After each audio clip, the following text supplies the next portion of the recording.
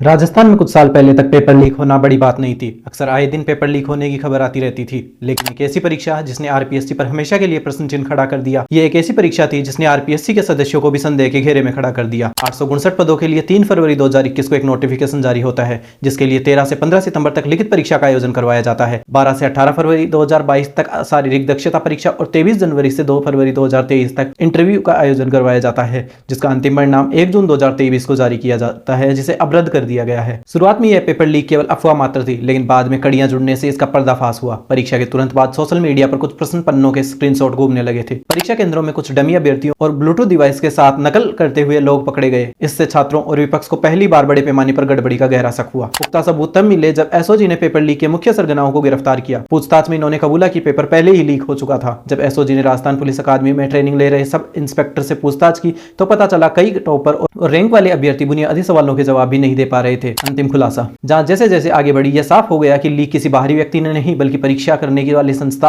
RPSC के अंदर से ही हुआ था। सूत्रों की माने तो एक आरपीएससी सदस्य ने पेपर प्रिंट होने से पहले ही लीक कर दिया था, और अन्य खबर की माने तो एक पूर्व आरपीएससी सदस्य ने परीक्षा से करीब 1 महीने पहले ही अपने बेटे और बेटी को तीनों सेटों के पेपर लाकर दिए थे, जिससे वे दोनों परीक्षा में पास होकर सब इंस्पेक्टर बन गए थे। इन्हीं अंदरूनी मिलीभगत को देखते हुए राजस्थान हाईकोर्ट ने माना कि अब असली और नकली अभ्यर्थियों को अलग करना नामुमकिन है, इसलिए पूरी परीक्षा को ही रद्द कर दिया गया। 4 मई 2026 को जब चयनित ट्रेनी अभ्यर्थियों की याचिका पर सुप्रीम कोर्ट ने सुनवाई हुई तो अदालत ने राहत देने से साफ इनकार कर दिया और राजस्थान हाईकोर्ट के परीक्षा रद्द करने के फैसले को बरकरार रखा। सुप्रीम कोर्ट के जस्टिस दीपांकर दत्ता और जस्टिस सतीश चंद्र शर्मा की बेंच ने सुनवाई के दौरान बेहद सख्त और ऐतिहासिक टिप्पणियां की। सुप्रीम कोर्ट ने कहा, अगर पानी के गिलास में 2-3 बूंद जहर गिर जाए तो आप उस जहर को पानी से अलग नहीं कर सकते, आपको पूरा पानी ही फेंकना पड़ता है। इसी तरह से इस परीक्षा में बड़े स्तर पर सिस्टमेटिक लीक हुआ था, इसलिए ईमानदार और बेईमान अभ्यर्थियों को अलग करना नामुमकिन है। कोर्ट ने नाराजगी जताते हुए कहा कि परीक्षा आयोजित कराने वाली संस्था आरपीएससी के अपने ही सदस्य इस लीक में शामिल थे, जो व्यवस्था की गहरी खामियों को दिखाता है। कोर्ट ने कहा कि वे इस दूषित चयन प्रक्रिया को किसी भी हाल में मंजूरी नहीं दे सकते।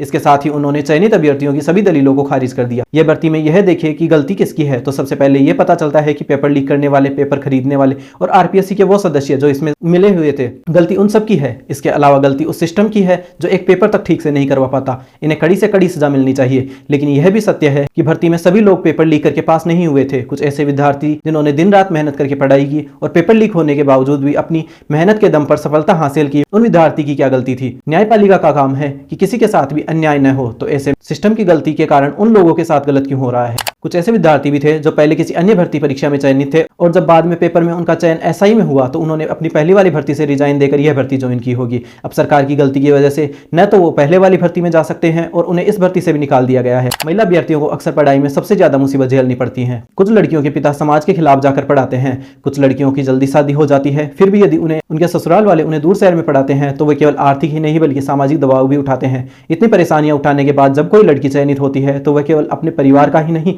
अपितु आसपास के कस्बे को भी लड़कियों को पढ़ाने को प्रेरित करती है। ऐसे में सरकार जब मेहनती विद्यार्थियों को इस तरह से बाहर करती है तो यह न केवल इनकी मानहानि बल्कि आसपास के लोग लड़कियों को आगे पढ़ाने से पहले ही हार मान लेते हैं। निर्दोष और बेगुनाह बच्चों को सजा देने से अच्छा सजा उस सिस्टम और उसके लोगों को मिलनी चाहिए जिन्होंने यह पेपर लीक किया और पेपर खरीदे, ताकि आगे से ऐसी गलतियां न हो। अब आते हैं री एग्जाम के मुद्दे पर। जब 2021 में कोई विद्यार्थी इस परीक्षा में चयनित हो गया होगा तो वह आगे ट्रेनिंग सेंटर पर होगा और इस पढ़ाई से पूरी तरह दूर चला गया होगा, और जिसका सिलेक्शन नहीं हुआ वो फिर से किसी भर्ती की तैयारी में लग गया होगा। तो क्या सिलेक्टेड विद्यार्थी फिर से 5 साल बाद उस विद्यार्थी की बराबरी कर पाएगा जो कभी पढ़ाई से दूर गया ही नहीं? अंत इसी के साथ करूंगा कि क्या सरकार इतना सा सिस्टम नहीं बना सकती जिसमें बिना पेपर लीक के ईमानदारी से पेपर का आयोजन हो, बिना गड़बड़ी के ओमर जांच हो और रिजल्ट आ सके? उम्मीद करते हैं यह व्यवस्था जल्द ही बदलेगी, पेपर लीक पूर्णतः बंद होंगे। तब तक के लिए हम आपसे विदा लेते हैं। मिलते हैं किसी नए दिन नई बात के साथ। तब तक के लिए जय हिंद, जय भारत।